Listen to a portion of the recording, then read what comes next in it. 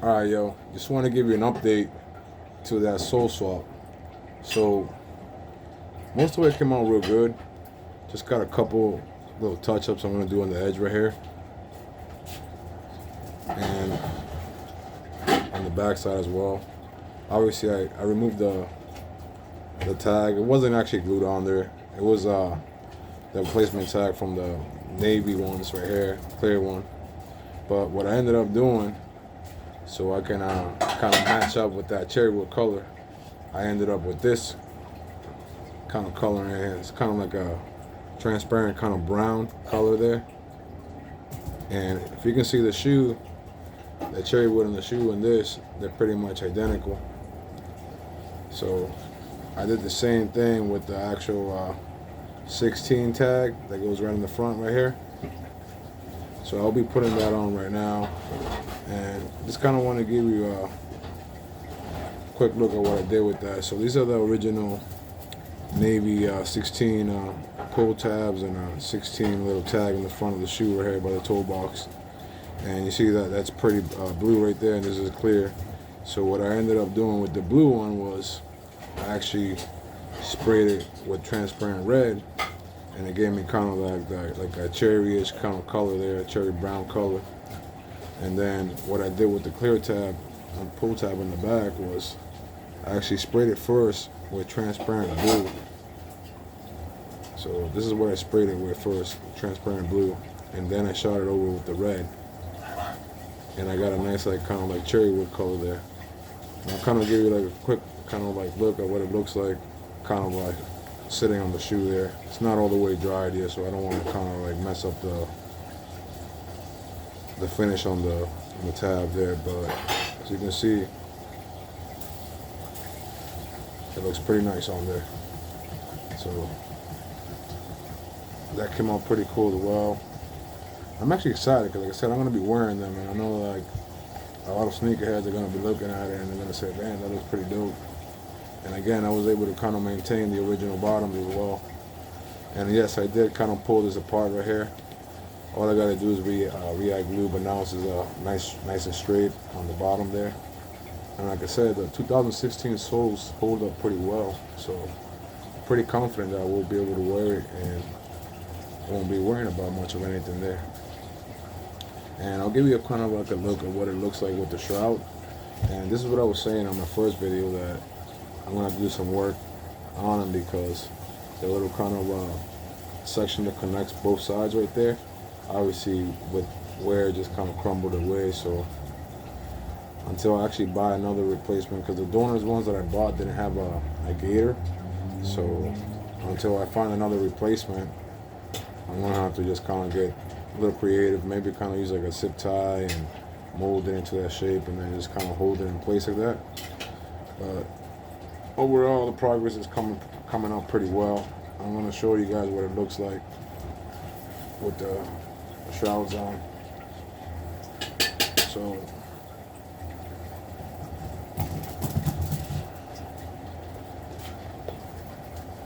this is what it looks like, guys, with the gators on and everything. So pretty much almost there. Obviously I gotta do the touch-up work on there, but it looks pretty nice. I'll post another quick video like once I'm completely done with it. I'll show you the finished product, and once I actually paint the navy bottom here, I'll paint it silver as well. It'll make this nice cherrywood color down here on the gum right here kind of stick out a lot as well. It'll make it look kind of very OG. And again, a restored pair of 16s. I think they're year 2000. I'm not sure what year they are exactly, the original there, but I know they're going to be very wearable and pretty happy. Oh, and that being said, you know, Wellwood works, but it doesn't. It's not, like I said, it's not as strong as bars.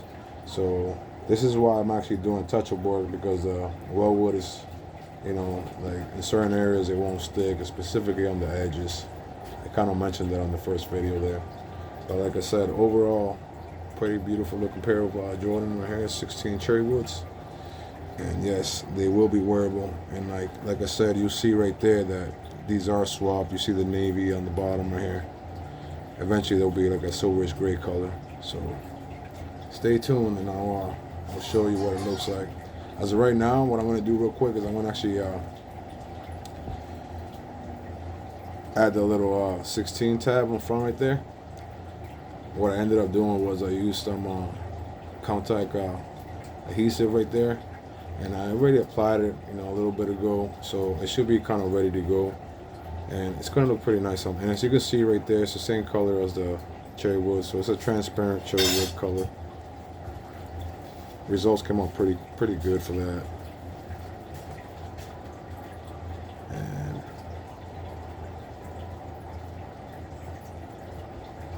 it's a little bit of work, but like I said, if you're a sneakerhead, it doesn't really matter what you do. I mean, it's gonna take time and whatnot to wear these kind of old relics, vintage 16s, 17s, and others.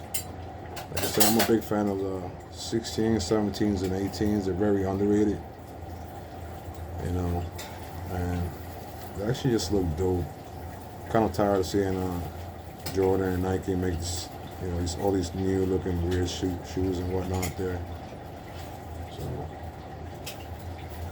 anyways, I'm gonna have to apply some pressure on her to try to kind of make sure it stays in place.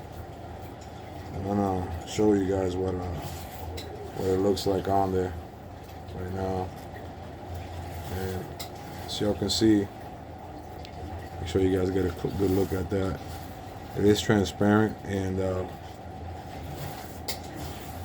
you see it kind of goes with the color scheme right there of Cherrywood. So it's pretty nice. And like I said, you can see the XVI coming through the transparent look there as well. So pretty happy with the tab up front, how it come out. Like I said, I'm just applying pressure so it stays in place.